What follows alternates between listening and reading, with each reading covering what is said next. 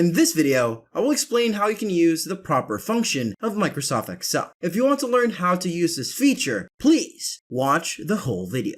Let's start the video. Each word in a text string is capitalized using the Excel proper function. A typographical error will not impact the accuracy of the text. The purpose of this function is to capitalize the first letter in each word so that the text can be written in the proper case. The syntax for this function is equals proper open parenthesis text close parenthesis. How to use it? All words are capitalized using the proper function. Text may be a text value or a cell reference when calling the proper function. Each word in the given text string is capitalized after any uppercase letters have been lowered. A typographical error will not impact the accuracy of the text. Proper removes the number formatting before converting numbers to text.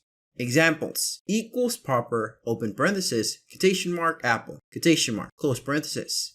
Returns quotation mark capital A PPLE quotation mark.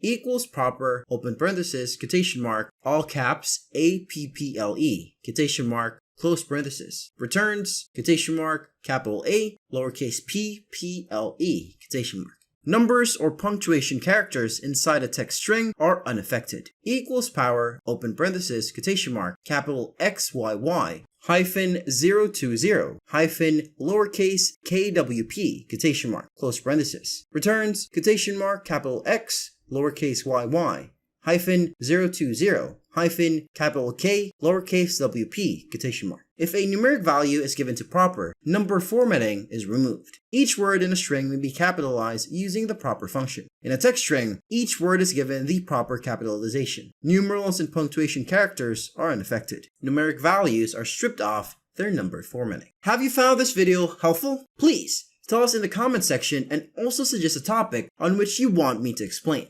Kindly subscribe to this channel and do not forget to press the bell icon to get the latest updates about this channel.